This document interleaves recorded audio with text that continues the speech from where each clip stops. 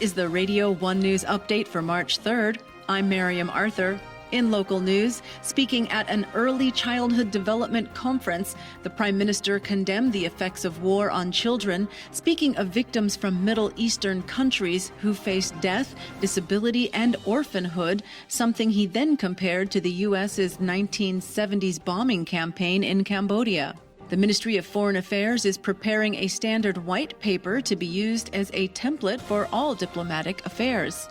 Thousands of students across the country are scanning identification cards and their thumbprints at school as part of a pilot program aimed at encouraging attendance. Cambodia and Laos have formed a joint committee aimed at preserving and increasing the population of freshwater fish in the Mekong River. In regional news, the Humane Society International is hoping South Korea's hosting of the Winter Olympic Games in 2018 will encourage Seoul to close dog meat farms throughout the country. They are currently evacuating dogs and helping farmers to switch to a more productive crop. 2 North Korean men accused of participating in the February 13th assassination of Kim Jong-nam have taken refuge in the North Korean embassy in Malaysia and are refusing to cooperate with police. And now, a quick word from our sponsors. With ABA Mobile Banking, my money goes where I go.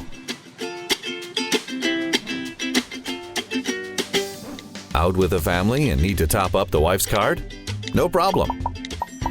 Top up my mobile, pay the electricity bill and the internet bill while relaxing. Done, done, and done.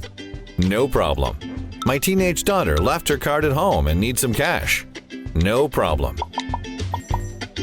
Receive push notifications when clients pay into my account.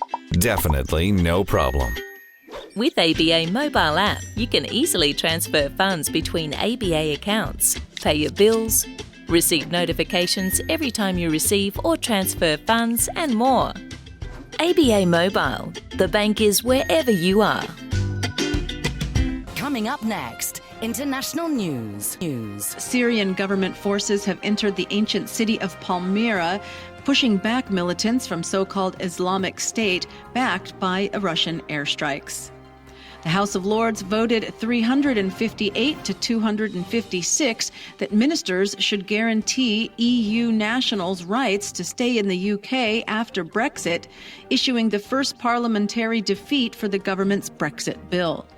Severe storms that raked parts of the United States Midwest, spawning nearly 24 tornadoes and killing at least 3 people, continued across the eastern part of the country, snarling air travel in some of the region's biggest cities.